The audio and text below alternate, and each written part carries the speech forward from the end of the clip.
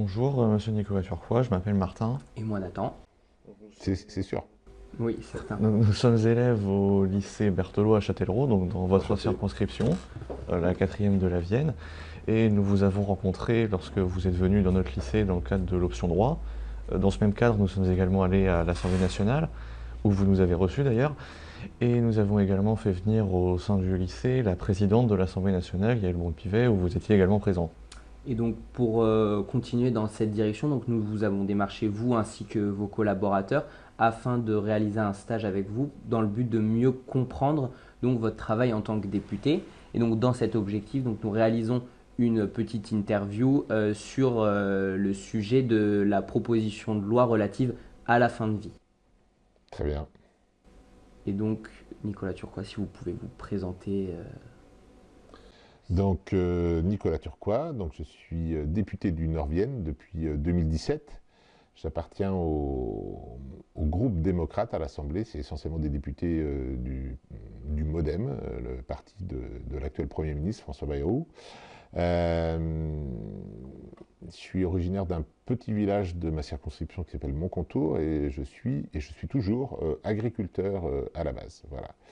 Et donc je suis à l'Assemblée membre de la Commission Affaires sociales et notamment très impliqué sur les textes, parce qu'il y a deux textes qui sont en même temps, celui sur la fin de vie et celui qui le précédait, qui est sur le développement de l'offre de soins palliatifs au niveau du territoire, parce que les territoires sont inégalement dotés en matière d'accès aux soins palliatifs. Donc, du coup, concernant cette proposition de loi sur la fin de vie, est-ce que vous pourriez nous détailler un petit peu comment se passe la fabrication, entre guillemets, de cette loi, quel est le processus législatif? Notamment, on a vu qu'il n'y avait pas encore eu de débat dans l'hémicycle sur ce sujet, donc où en est le texte actuellement? Alors, c'est vrai que les Français connaissent beaucoup l'hémicycle pour l'Assemblée nationale, où le Sénat, il y a l'équivalent de la séance plénière au Sénat. Mais en fait, les textes doivent d'abord passer en commission. Les députés, et c'est le travail qui est obligatoire pour un député ou pour un sénateur, c'est le travail en commission. Chaque député est affecté à une commission. Les commissions sont une forme de spécialisation des députés. Il y a la commission des lois sur les sujets régaliens, la commission des finances, la commission des affaires étrangères, de défense, etc. Moi, je suis à la commission affaires sociales, celle qui s'occupe de tous les sujets relatifs à la médecine de ville ou la médecine hospitalière, le médico-social, le grand âge, le handicap, l'enfance en danger, et des sujets sociétaux comme celui de la fin de vie. La commission est composée de 71 ou 72 députés qui sont à l'image de l'hémicycle. La même proportion qu'à l'hémicycle de députés de la France insoumise, de communistes, de socialistes, du mouvement démocrate, de Renaissance, des Républicains ou du Rassemblement national. Et donc c'est d'abord en commission où on va discuter des textes avant qu'ils aillent à l'hémicycle. Et parfois quand on voit l'hémicycle qui nous semble vide, mais quand on regarde, il y a à peu près 70 députés, c'est ceux qui ont déjà débattu 15 jours avant de ces sujets en commission. Donc là, on est au stade de l'examen du texte sur la fin de vie en commission. On a eu une première semaine d'examen et on doit le finir la semaine prochaine, de l'examiner en commission. D'accord, très bien, merci beaucoup. Et justement, par rapport à ce texte, moi j'avais une interrogation. Si par exemple une personne donc majeure est atteinte d'une maladie incurable telle que la maladie de Charcot, comment est-ce que se passerait, grâce justement à cette loi, son cheminement donc jusqu'à la mort? Alors, il y a des conditions extrêmement précises parce que si cette loi est adoptée, il va y avoir une forme de rupture par rapport à l'existence et accéder à une aide à mourir de façon active, c'est une rupture par rapport à ce qui se faisait jusque-là pendant des siècles. La volonté de proposer ça, c'est parce qu'il y a des personnes qui sont en très très grande souffrance physique d'abord, mais morale ensuite, du fait de la maladie souvent ou d'un accident parfois. Donc pour accéder, si la loi est votée, pour accéder à l'aide à mourir, il y a 5 conditions cumulatives. 1. avoir plus de 18 ans. Parce que même s'il y a parfois des enfants, c'est dramatique, qui sont en fin de vie du fait de maladies cancéreuses, il y a quand même une dimension très particulière, donc les enfants ont été exclus de cette possibilité-là. Donc il faut déjà avoir 18 ans. 2, il faut être français ou résider de façon régulière en France. L'idée, c'est pas de pouvoir venir en France pour accéder à l'aide à la fin de vie, il faut être français ou résider depuis plus de 2 ans. 3, il faut être atteinte d'une maladie incurable et qui soit à un stade avancé. Et ça ne peut être qu'un certain nombre de professionnels de santé qui l'évaluent. 4, il faut souffrir d'avoir une souffrance physique ou psychologique liée à cette maladie qui soit incurable.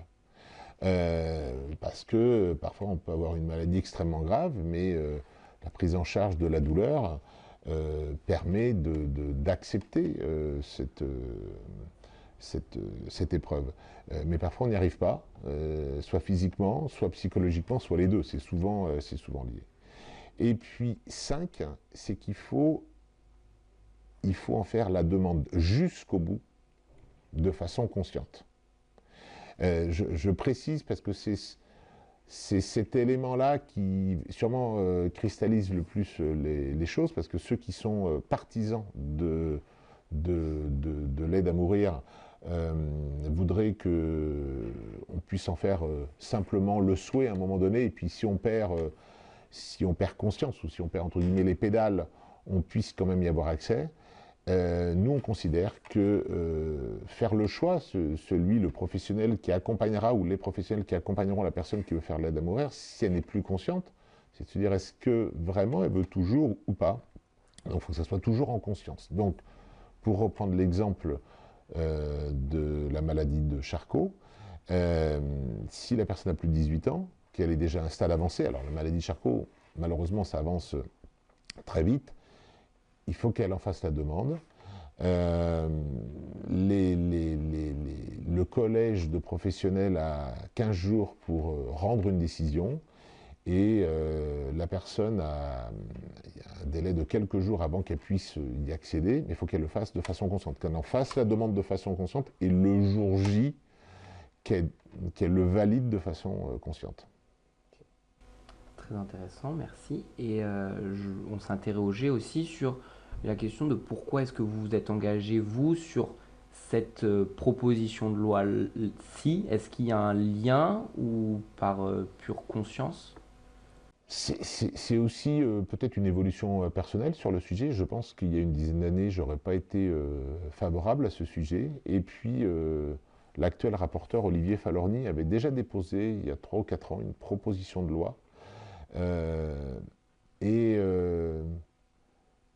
Malheureusement, je vieillis. Donc, plus on vieillit, plus on est confronté à un certain nombre de situations qu'on rencontre. Et le fait d'être député, on rencontre beaucoup de situations, parfois des situations heureuses, mais aussi des situations qui sont dramatiques.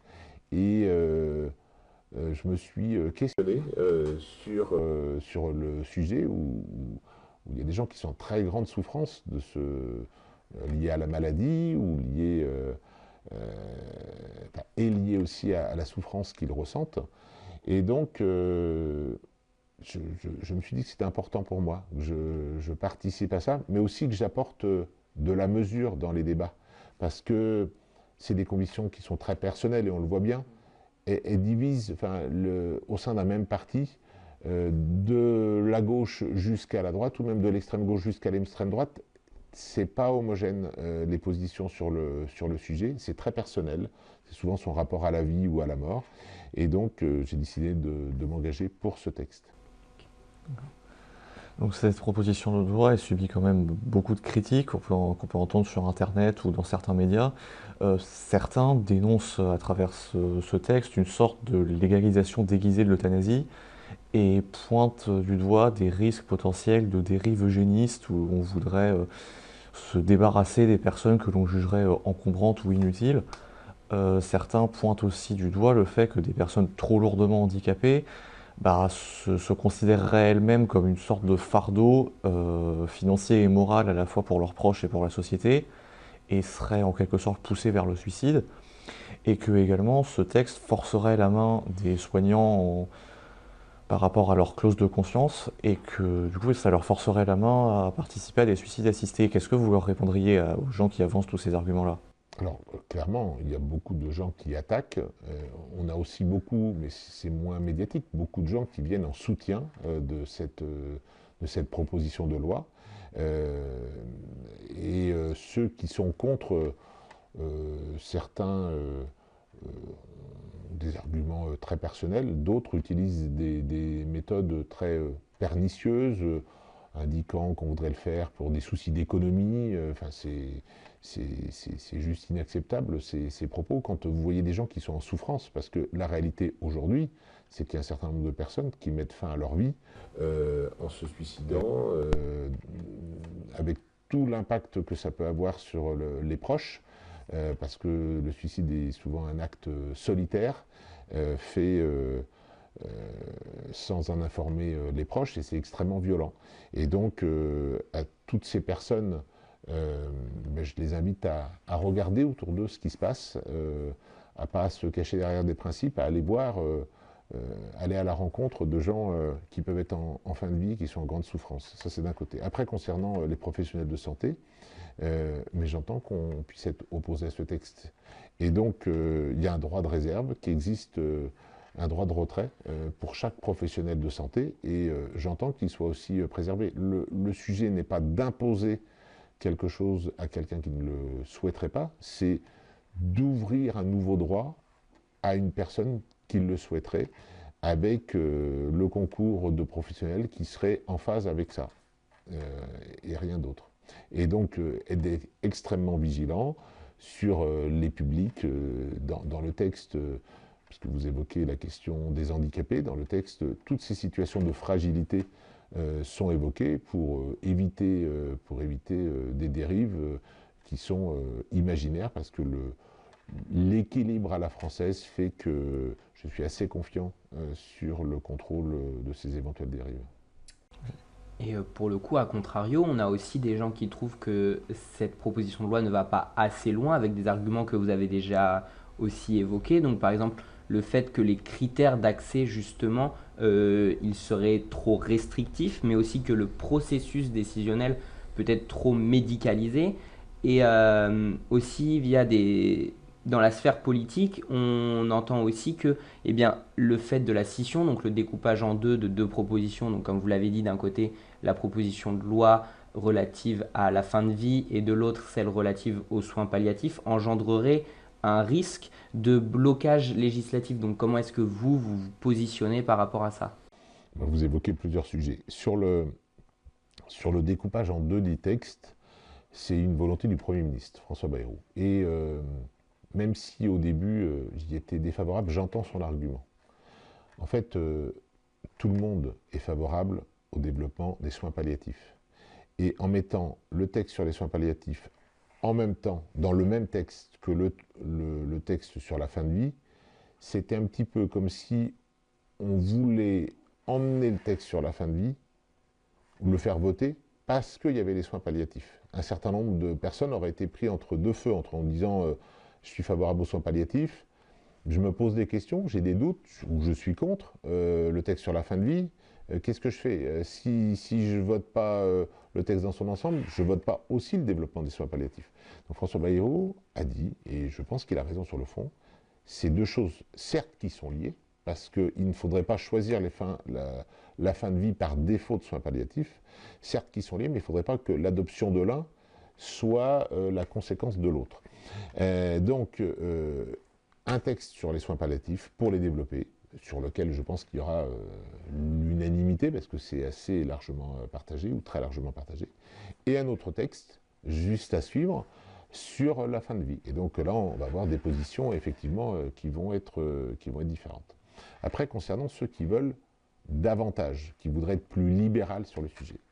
D'abord, c'est pas un texte de légalisation du suicide. C'est pas chacun dispose de sa vie, on est dans une société de vie, on n'est pas dans une société de mort, et donc c'est pas parce qu'on a exprimé la volonté qu'on puisse l'exercer. Donc c'est clairement, de ce point de vue-là, une limite. D'autre part, pourquoi est-ce qu'il y a le fait de la condition de choisir en conscience? Donc ce qui exclut de fait des gens qui, entre guillemets, perdraient leurs esprits avec des maladies neurodégénératives de type Alzheimer.